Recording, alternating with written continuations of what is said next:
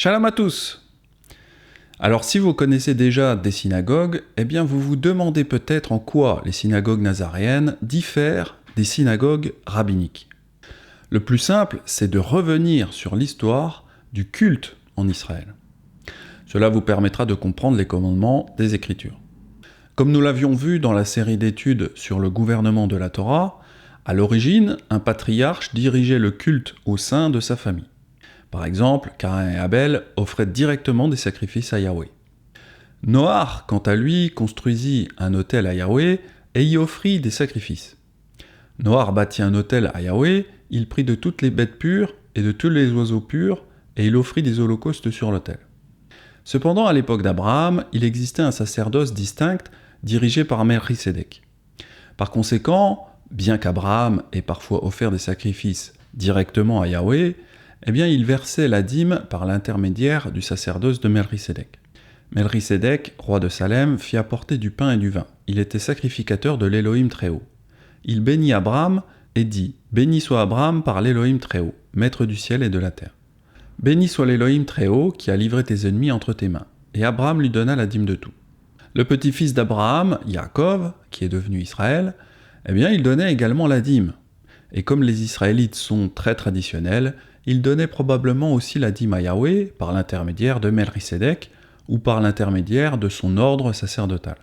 Cette pierre dont j'ai fait un monument sera la maison d'Élohim, et je te donnerai la dîme de tout ce que tu me donneras. Dans d'autres études, nous expliquons qu'Abraham et Yitzhak pouvaient gouverner leur famille sans gouvernement officiel, car un seul père les unissait. Après qu'Israël eut 12 fils, et que le peuple se soit agrandi et multiplié, eh bien un seul grand-père ne pouvait plus les réunir. C'est pourquoi Yahweh leur permit de descendre en Égypte pendant 430 ans, où Pharaon les réunit dans un même endroit. Bien qu'Israël ait été opprimé en Égypte, cette période d'esclavage renforça leurs liens et forgea une identité nationale israélite. Lorsque le peuple d'Israël se trouvait dans le désert du Sinaï, il n'avait pas accès à l'ordre de Melchisédek. De ce fait, il lui fallait un sacerdoce interne. C'est pourquoi Yahweh choisit dans un premier temps les premiers-nés pour constituer ce sacerdoce. « Consacre-moi tout premier-né parmi les enfants d'Israël, tant des hommes que des animaux, ils m'appartiennent. » Les prêtres premiers-nés n'avaient pas officié longtemps lorsque le peuple demanda à Aaron de leur fabriquer une idole à vénérer. Pour une raison inconnue, Aaron oublia qui il servait et obéit à la voix du peuple. Le peuple, voyant que Moshe tardait à descendre de la montagne, s'assembla autour d'Aaron et lui dit « Allons, fais-nous un Dieu qui marche devant nous, car ce Moshe, cet homme qui nous a fait sortir du pays d'Égypte, nous ne savons ce qu'il est devenu. » À ce moment-là, Yahweh remplaça le sacerdoce des premiers-nés par les fils de Lévi, car les Lévites avaient pris son parti dans cet incident du veau d'or, allant même jusqu'à s'opposer à leurs propres fils et frères. Moshe dit « Consacrez-vous aujourd'hui à Yahweh, même en sacrifiant votre fils et votre frère, afin qu'il vous accorde aujourd'hui une bénédiction. » Tout disciple de Yeshua doit toujours se rappeler que les désirs de la chair sont en guerre contre l'esprit, et qu'il doit donc se souvenir de plaire à Elohim plutôt qu'aux hommes, même lorsque les hommes cherchent à nous persuader du contraire. Et maintenant, est-ce la faveur des hommes que je désire ou celle d'Elohim? Est-ce que je cherche à plaire aux hommes? Si je plaisais encore aux hommes, je ne serais pas serviteur de Mashiach. Cela exige beaucoup de sagesse. De même que certains enfants cherchent à influencer leurs parents pour obtenir ce qu'ils désirent, et que certaines femmes cherchent à influencer leur mari pour obtenir ce qu'elles désirent, eh bien certains membres de votre assemblée tenteront de vous influencer pour obtenir ce qu'ils désirent. Autrement dit, tout comme le peuple a demandé à Aaron de leur fabriquer une fausse idole à adorer, eh bien beaucoup dans vos assemblées vous demanderont peut-être d'abaisser les exigences fixées par Yahweh, les érigeant ainsi en idole. Si vous refusez, ils tenteront de vous punir par leur désapprobation ou en retirant leur dîme. Et si vous ne changez pas pour eux, ils iront chercher un autre responsable qui leur dira ce qu'ils veulent entendre. Car il viendra un temps où les hommes ne supporteront pas la saine doctrine. Mais ayant la démangeaison d'entendre des choses agréables, ils se donneront une foule de docteurs selon leurs propres désirs, détourneront l'oreille de la vérité et se tourneront vers les fables. Ce type de croyants était majoritaire dans le désert du Sinaï, et ils le sont encore aujourd'hui sous la Nouvelle Alliance. Bien sûr, ils n'en ont pas conscience car ils possèdent ne serait-ce qu'un peu l'esprit de Yeshua. Cependant, ils refusent encore de se laisser guider par Yeshua. C'est pourquoi ils restent obstinés, et si vous modifiez le culte pour eux, Yahweh se fâchera contre vous, car il est de votre devoir de vous opposer au peuple lorsqu'il vous demande de changer le culte. Nombreux sont les vendeurs de livres qui diminuent leurs exigences pour plaire au public et ainsi vendre davantage. Ils agissent ainsi car leurs véritables priorités sont les richesses terrestres et la gloire mondaine. Cela finira mal pour eux. Soyez tous mes imitateurs, frères, et portez les regards sur ceux qui marchent selon le modèle que vous avez en nous. Car il en est plusieurs qui marchent en ennemis de la croix de Machiar. Je vous en ai souvent parlé, et j'en parle maintenant encore en pleurant. Leur fin sera la perdition, et ils ont pour Dieu leur ventre, ils mettent leur gloire dans ce qui fait leur honte. Ils ne pensent qu'aux choses de la terre. Aussi triste que cela soit, le mieux que vous puissiez faire pour la majorité, et les vendeurs de livres qui les exploitent, c'est de prier pour ces gens-là, puis de les laisser partir.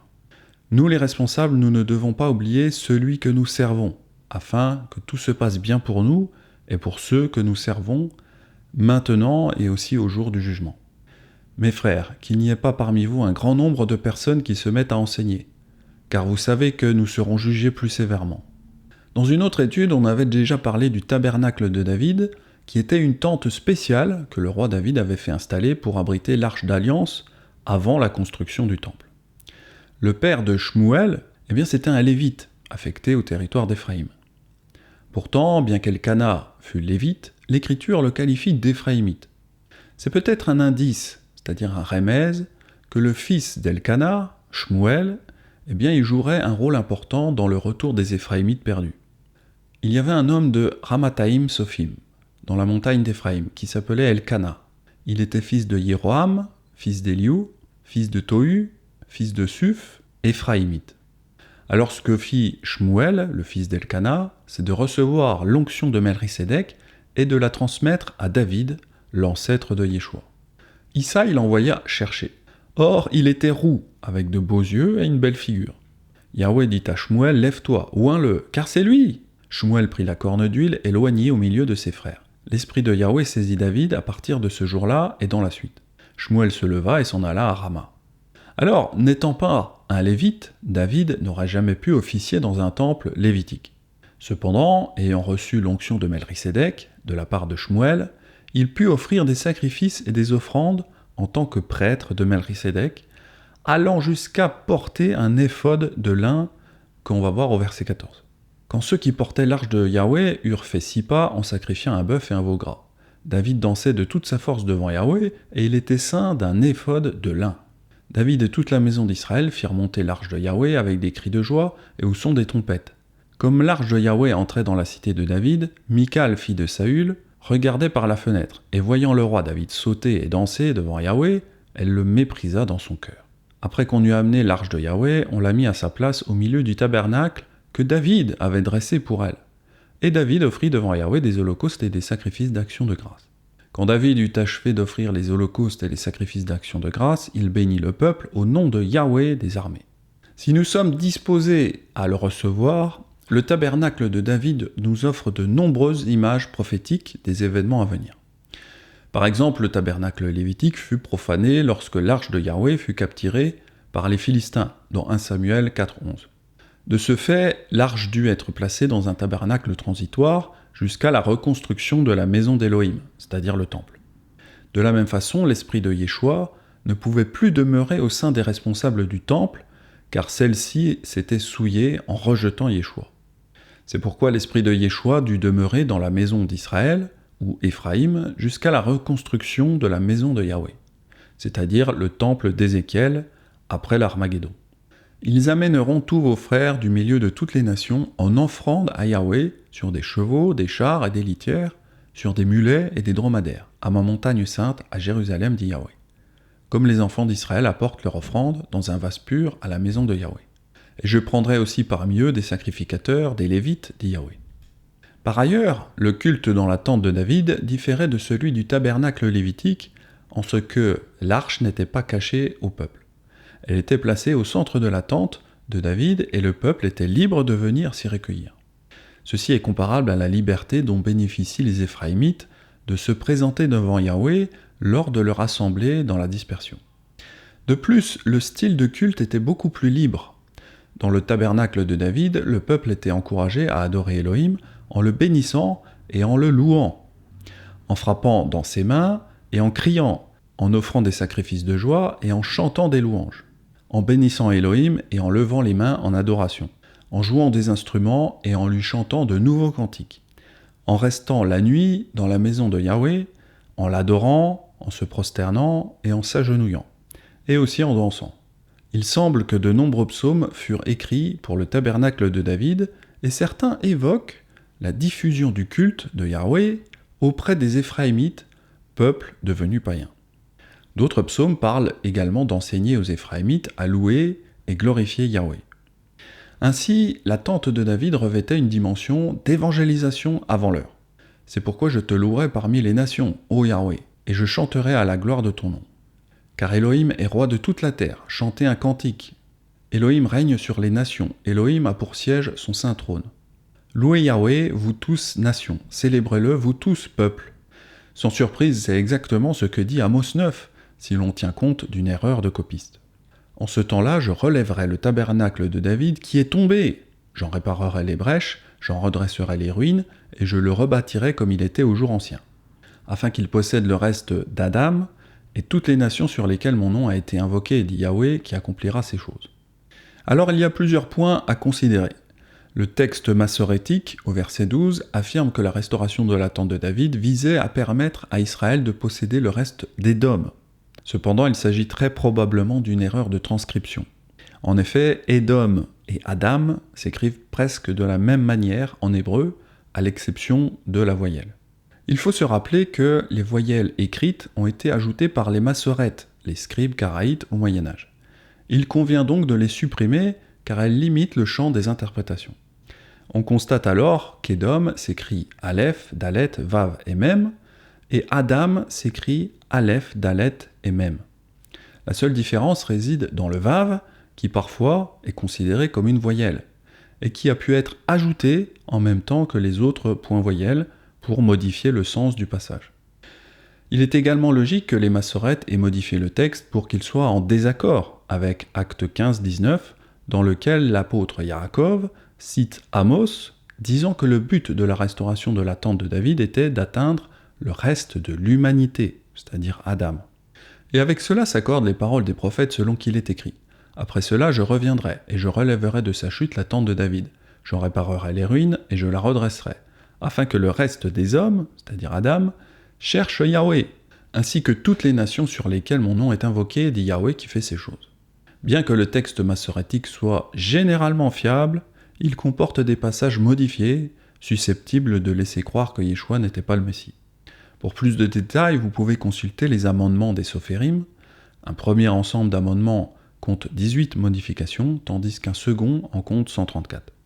Ces amendements peuvent aider à expliquer certaines divergences entre le texte massorétique, datant du Moyen-Âge, et celui de l'Alliance renouvelée, qui cite le texte hébreu tel qu'il était au 1er siècle. On peut également se référer à Jérémie 8.8, qui dit que les scribes font parfois des erreurs.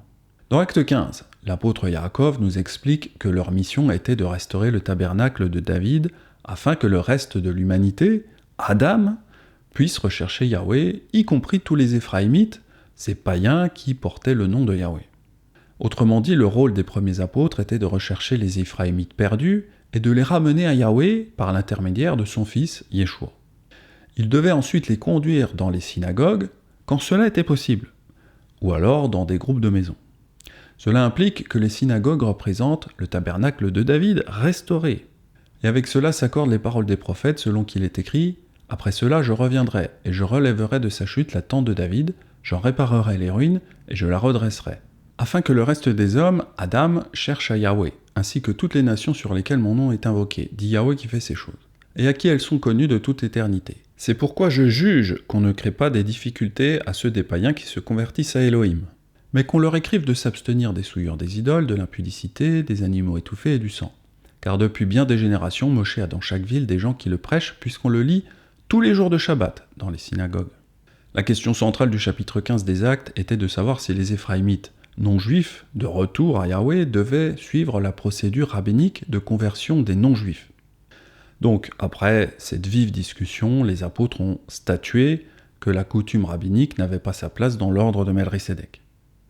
Ça veut dire que les Éphraïmites non-juifs de retour, qui avaient déjà reçu l'esprit de Yeshua, devaient s'abstenir des choses pour lesquelles la Torah prescrit le retranchement d'Israël, comme par exemple l'idolâtrie, l'immoralité sexuelle, la consommation de viande étranglée et de sang. Si les non-juifs respectaient ces lois, alors ils pouvaient entrer dans les synagogues et entendre la prédication de la Torah de Moshe. Ainsi, sous la direction des anciens, ils se conformeraient progressivement à la Torah. Pour plus de détails, allez voir l'enseignement sur Acte 15 qui est beaucoup plus complet. Donc, notre rôle en tant que responsable de synagogue ou de groupe de maison, c'est donc de veiller à ce que le peuple d'Élohim soit correctement instruit dans la Torah, afin qu'il puisse être présenté parfait en la personne du Messie Yeshua au jour du jugement. C'est lui que nous annonçons, exhortant tout homme et instruisant tout homme en toute sagesse, afin de présenter à Elohim tout homme devenu parfait en Mashiach. Avant d'entrer dans une synagogue nazaréenne, quiconque doit s'engager à s'abstenir de tous les interdits de la Torah qui provoquent le retranchement de l'Assemblée d'Israël, comme par exemple l'idolâtrie, l'immoralité sexuelle, la consommation de viande étouffée et le sang. Alors il faut savoir que certains responsables préfèrent opter pour la politique de porte ouverte, permettant aux visiteurs de venir à tout moment dans les assemblées. Nous n'encourageons pas cette façon de faire, car cela peut amener beaucoup de problèmes par la suite. Pour entrer dans une assemblée, il y a certaines conditions qui sont implicites, comme par exemple la soumission à l'autorité de la synagogue. En effet, les synagogues doivent être gouvernées ou jugées par un conseil d'anciens. Ce type de structure de leadership au service des autres est prescrit par des versets tels que Tite 1.5. Je t'ai laissé en Crète afin que tu mettes en ordre ce qui reste à régler, et que selon mes instructions tu établisses des anciens dans chaque ville. Si vous souhaitez comprendre l'importance du Beit Din, je vous encourage à aller voir notre enseignement sur ce sujet. Les responsables de synagogue n'ont pas nécessairement besoin de connaître tous les mystères et les prophéties, mais ils doivent être un exemple respecté dans leur communauté. Ils doivent être des personnes vers lesquelles la communauté se tourne naturellement et qu'elle souhaite imiter. C'est une exigence très élevée. La réalité du rôle d'un ancien, c'est que votre réputation et votre conduite doivent être telles que les gens vous écoutent parce qu'ils savent que vous ne parlez que selon les Écritures et que votre objectif est de les aider à glorifier Elohim avec vous. Si quelqu'un parle, que ce soit comme annonçant les oracles d'Elohim, si quelqu'un remplit d'un ministère, qu'il le remplisse selon la force qu'Elohim communique, afin qu'en toute chose, Elohim soit glorifié par Yeshua Mashiach, à qui appartiennent la gloire et la puissance au siècle des siècles. Amen. Le peuple doit savoir que vous, vos collègues anciens et votre famille, vous êtes animés par le désir de guider le peuple de Yeshua sur le droit chemin. De plus, vous devez les guider par l'exemple, comme Yeshua l'a fait lui-même. Imitez-moi comme j'imite aussi le Messie. Si les gens savent que vous ne leur demandez rien que vous ne fassiez déjà vous-même, alors une minorité significative d'entre eux sera disposée à payer le prix de la formation de disciples et souhaitera nouer une relation de disciples avec vous. Dès lors, votre mission sera de les servir comme Yeshua les aurait servis s'il était parmi nous. Dans la prochaine étude, nous aborderons le culte à la synagogue. Et chaque culte est unique et différent. Cependant, il partage également certains points communs. Nous examinerons ce qui peut varier et ce qui devrait demeurer constant. Une chose qui doit rester constante, c'est une exigence implicite d'Acte 15. Faire des disciples de toutes les nations et leur enseigner à accomplir ce que Yeshua a commandé. Allez donc, faites des disciples de toutes les nations, baptisez-les en mon nom, et enseignez-leur à observer tout ce que je vous ai prescrit. Et voici, je suis avec vous tous les jours jusqu'à la fin du monde. Amen. L'objectif des commandements de Yeshua, c'est de lui bâtir un royaume mondial unifié en son absence. Après l'Armageddon et le rassemblement, le royaume terrestre de Yeshua sera gouverné par le Nassi, d'Ézéchiel 44 à 46. Ce Nassi sera le chef terrestre du corps de Yeshua. En ce jour-là, le Nassi préparera pour lui-même et pour tout le peuple du pays un taureau en sacrifice d'expiation. Nous donnons plus de détails dans Apocalypse et fin des temps, mais nous savons que ce Nassi ne peut pas être Yeshua, car Yeshua était sans péché, et il n'a pas besoin d'offrir un sacrifice pour le péché. Nous le savons également parce que le Nassi aura des fils terrestres. Ainsi parle Adonai Yahweh. Si le Nassi donne une partie de son héritage à l'un de ses fils, cela appartiendra à ses fils, c'est leur possession par héritage. Pendant que les prêtres, mis à part, s'emploieront à coordonner le royaume à l'échelle mondiale, vous vous consacrerez à former des disciples dans votre région et à les aider à bâtir une véritable famille spirituelle. Si vous accomplissez correctement votre mission, vous serez pleinement occupé à servir les disciples dont vous avez la charge et vous n'aurez pas de temps à perdre avec ceux qui ne souhaitent pas contribuer à l'édification du royaume de Yeshua. Quant à ces quelques élus qui désirent vous aider à bâtir le royaume de Yeshua, votre rôle sera de les guider et de les servir comme Yeshua lui-même le ferait s'il était à votre place. Dans la prochaine étude, on abordera ce à quoi ressemblait historiquement le type de service au niveau de la synagogue. Je me suis inspiré d'un enseignement de Nazarene Israël. Quant à moi, je vous dis à très vite pour de futurs enseignements nazaréens, si Yahweh me le permet. C'était Benjamin, Shalom.